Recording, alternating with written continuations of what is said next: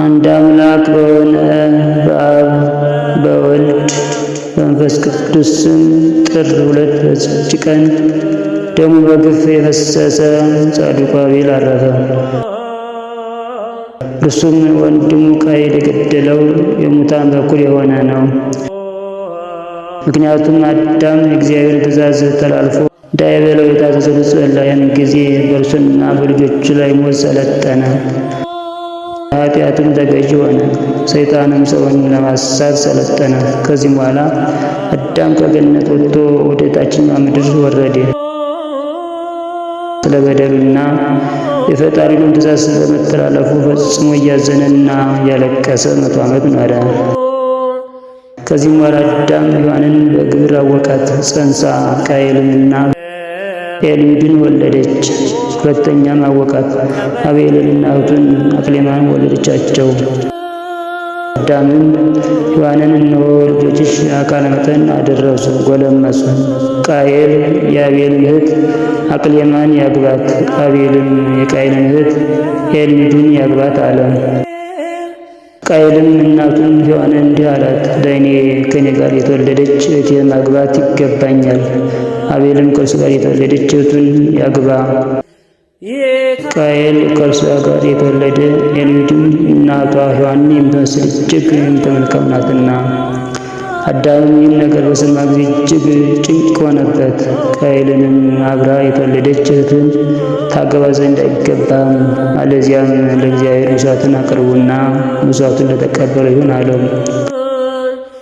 መሥዋዕትንም ባቀረቡ ጊዜ የአቤልን መሥዋዕት እግዚአብሔር ተቀበለ፣ ቃየልን ግን አልተቀበለም። ስለዚህም ቃየል ፈጽሞ አዘነ።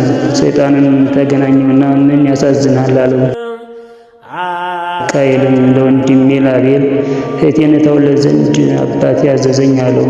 ሰይጣንም ከእኔ ስማ፣ ወንድምህን ወደ ውሃ ምንጭ ይዘው ሂድ፣ ውሃንም ሲጠጣ ራሱን በድንጋይ ምታው፣ በሞተ ጊዜ ሁለቱንም ታገባቸዋለህ፣ የሚከለክልህ ማን ነው አለው። ቃየልም የሰይጣን ምክር ደስ አሰኘው፣ ልቡም በዝሙት እሳትነት ነደደ። ሰይጣን እንዳስተማረው ወንድሙን አቤልን ገደለው። በሴት ምክንያትም ጻድቁ አቤል በወንድሙ እጅ ሞተ። እንዲህም ሞት ወደ ዓለም ገባ።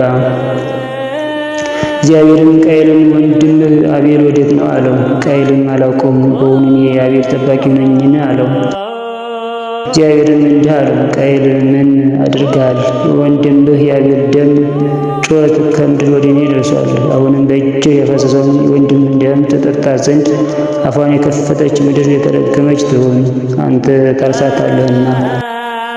በረከቷን ትሰጥ ዘንድ አትጨምርም፣ በምድር ላይ ፈሪ ተቅበዝባዥ ሁን።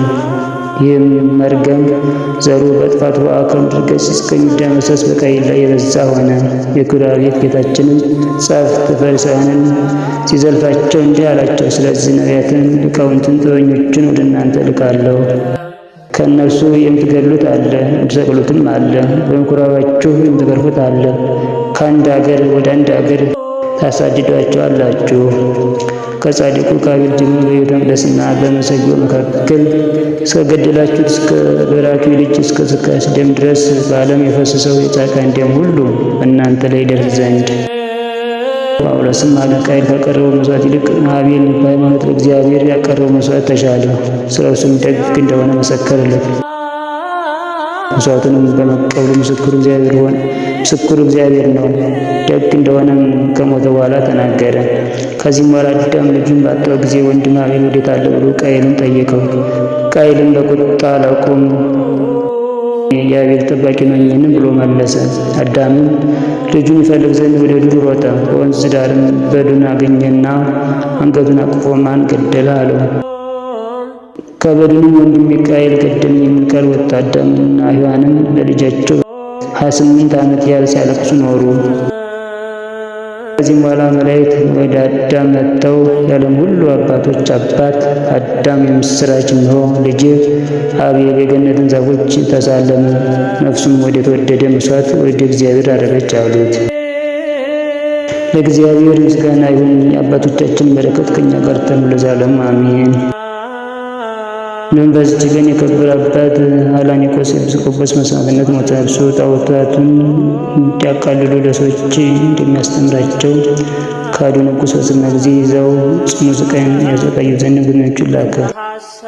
የንጉሥ መልእክተኞች መላካቸውን የተመሰገነ አላኒቆስ ሰምቶ በሀገረ ስብከቱ ያሉትን ሕዝቦች ሰበሰባቸውና ቁርባን ቅዳሴን ቀድሶ ሥጋውን ደሙን አቀበላቸው። ከዚህም በኋላ በቀናች ሃይማኖት ጽኑ፣ ከእንግዲህ ፊቴን አታዩም አላቸው።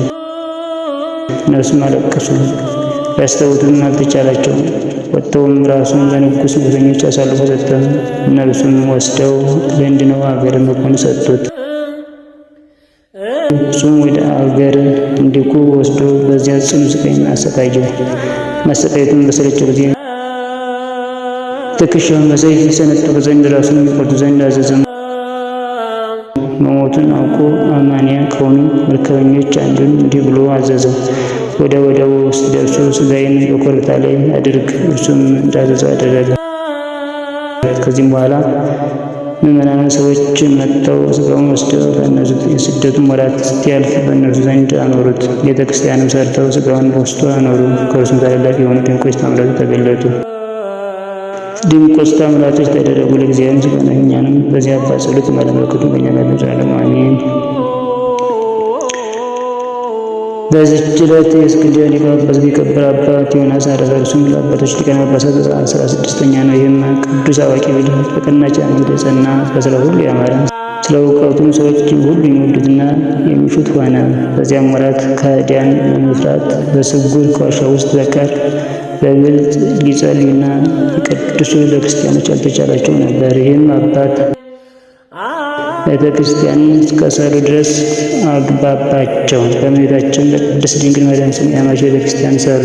ከካዲያንም ብዙዎችን መልሶ ክርስቶስ አጥምቀን አጠመቃቸው። በተሾሙባት በመጀመሪያ ዓመት ተፍጻሜተ ሰማዕት የሆነ ሊቀ ጳጳሳት ጴጥሮስን ያጠመቀው እርሱ ነው። በተሾመ በ5ኛው ዓመቱም አናጉንስጢስነት ሾመው።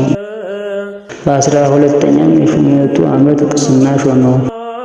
በዚህም አባት ዘመን አብ ወልድ መንፈስ ቅዱስ አንድ ገጽ ነው የሚል ከሃዲ ሰባልዮስ በእስክንድርያ ሀገር ተነሳ። ይህም አባት አውግዞ ለየው፣ ከፋች፣ ሃይማኖቱንም አጠፋት። ዳግመኛም በዘመኑ ቆዝሞስና ድሚያኖስ ወንድሞቻቸው እናታቸው ቴዎዳዳም በሰማዕትነት ሞቱ። ይህም አባት ያማረ ጉዞን በመጓዝ እግዚአብሔርን አገልግሎ ሰላም አረፈ።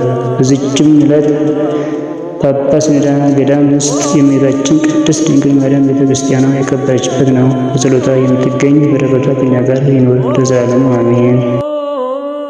በዚች ቀን ደግሞ የቅዱስ ባላታውስ ጋር 9700 ሰዎች የሕርቃስም ልጅ ሕልምን የምትተረጉም ነቢይት ሳቤላ በሰማዕትነት ሞቱ።